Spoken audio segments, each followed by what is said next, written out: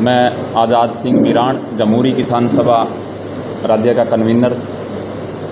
आज की जो प्रेस कॉन्फ्रेंस है वो आज के जो देश के हालात हैं, पहलगाम में जो आतंकी हमला हुआ, हम जो पहलगाम में शहीद हुए हैं उनको श्रद्धांजलि देते हैं, उनके परिवार के जो साथी हैं उनको सांत्वना देते हैं और इस हमले की हम जांच चाहते हैं। जांच होनी चाहिए और जो दोषी है उनको सज़ा मिलनी चाहिए। ये पहलगाम में जो हमला हुआ था उसके बाद देश में कुछ हिंदू संगठन के नाम पे जो बीजेपी और आरएसएस से चलने वाले संगठन हैं, सांप्रदायिक दंगे कर रहे हैं। मुसलमानों के नाम पे, कश्मीरियों के नाम पे, पूरे देश में से कश्मीरी जहाँ कुछ छात्राएं थी, कुछ छात्र थे, कुछ काम करने के लिए जो देश के अलग अलग हिस्सों में गए हुए थे, उनको वहाँ से निकाला जा रहा है।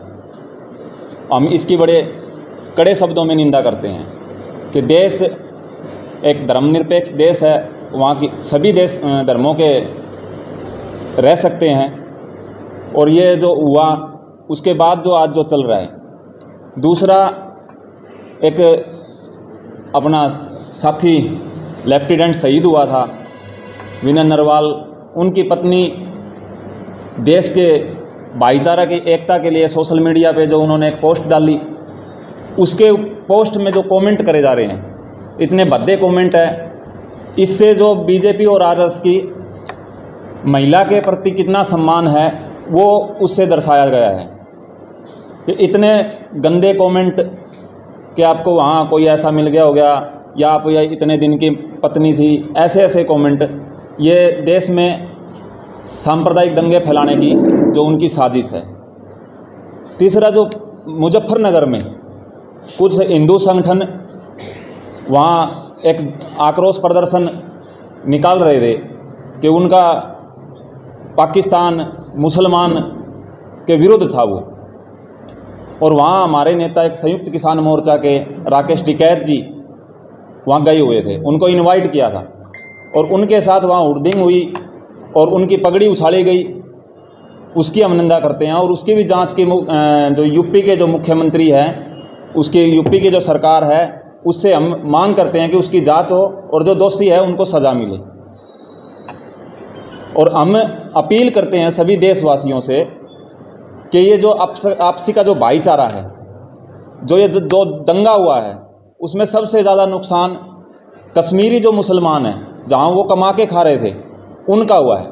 तो इस आपसी भाईचारे को बना के रखें। और जो ये चाल है और जो इस दंगे के बाद, जो इस हमले के बाद बीजेपी अपना चुनावी प्रचार कर रही है, चुनावों में जो फ़ायदा जो सोच रही है, उसके बीजेपी के खिलाफ हम खड़े हों।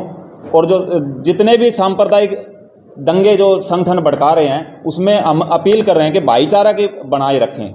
हिंदू मुस्लिम सिख ईसाई जो हमारा नारा है उसको हम कायम करें। धन्यवाद सर। मैं तजिंदर सिंह, जमहूरी किसान सभा राज्य प्रवक्ता।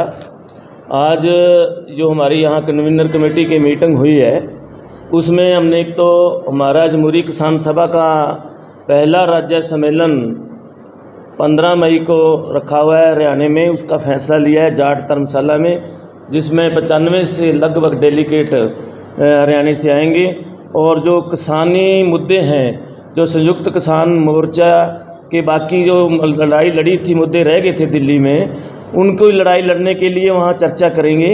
जैसे एमएसपी की बात है, जैसे कर्जा किसान और मजदूरों को कर्जा मुक्त करने की बात है, और जैसे ये नहरी मुद्दा पानी का है, ये लंबा एक मुद्दा है, जब से 70 साल से लगातार पंजाब और हरियाणा का पानी के लाया जा रहा है, इसकी समस्या का हल किया जाए।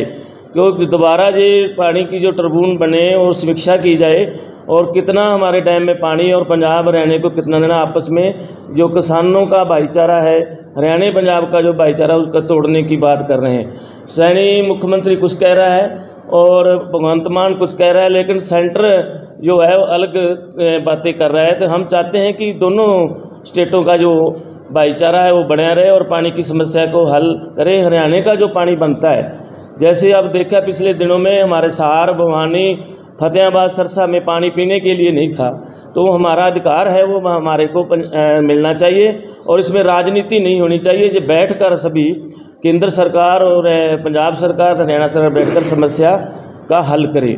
दूसरा जो एक नया कृषि ड्राफ्ट अब आया, जैसे हमने संयुक्त किसान मोर्चे की अगुवाई में जमहूरी किसान सभा भी साथ थी कि हमने 3 काले कानून वापस करवाए थे, लेकिन अब केंद्र सरकार ने नया कृषि फार्म जो ड्राफ्ट दिया है, जिसमें मंडियों को जहां से ख़त्म करने की बात की है, वो 36 पेज का है, वैसा ही है जैसा पहले 3 काले कानून थे।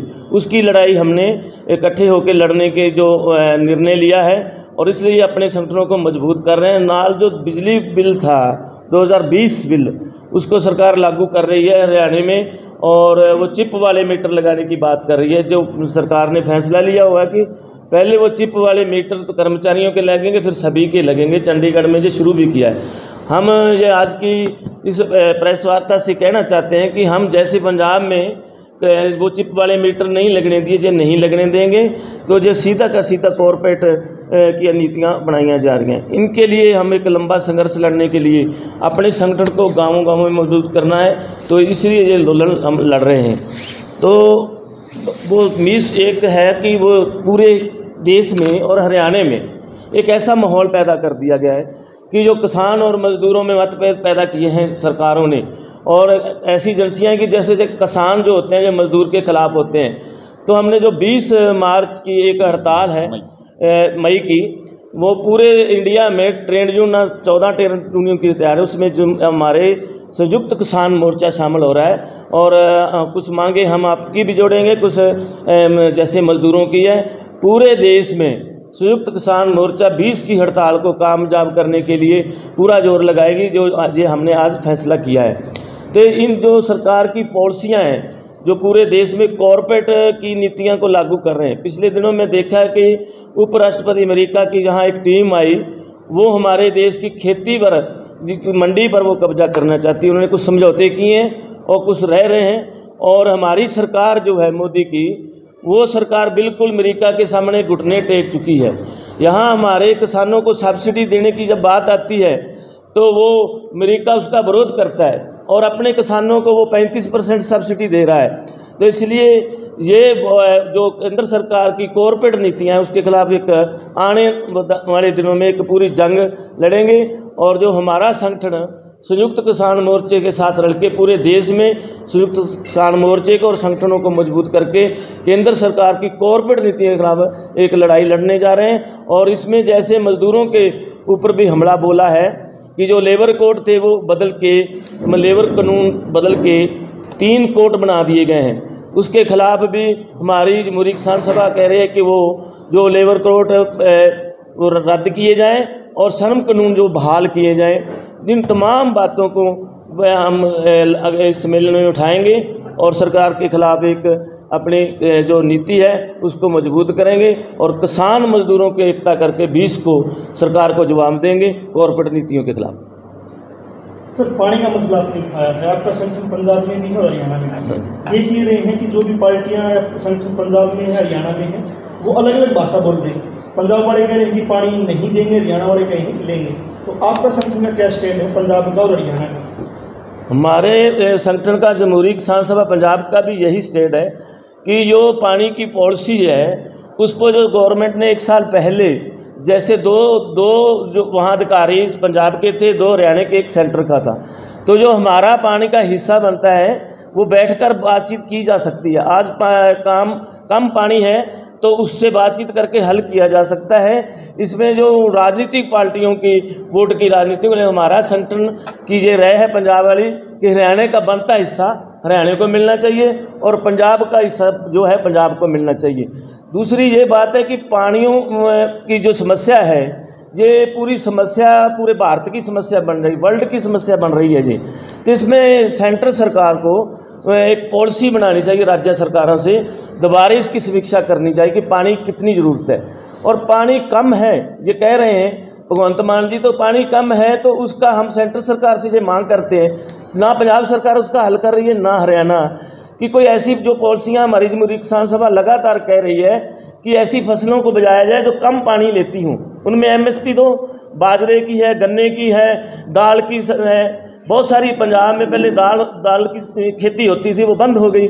अब MSP तो दो ही फसलों पे है ना रहना पंजाब में, धान पे है और गेहूं है, तो इसीलिए किसान वही बीजेगा। हम चाहते हैं कि सरकार ऐसी पॉलिसी बनाए जो बदलवी फसल की बात हो, धान कम हो, दूसरी फसलों पर रेट दिया जाए, किसानों को लाभ मिले, जिसमें MSP लागू कर दो। वो सब्जियों में हो सकती है, दालों में हो सकती है, गन्ने में हो सकती है, तो पानी की समस्या हल हो सकती है। लेकिन सरकार पानी की समस्या हल नहीं करना चाहती। जितनी राजनीतिक पार्टियां हैं वो वोट के हिसाब से यहाँ हरियाणा पंजाब का झगड़ा करवाती है।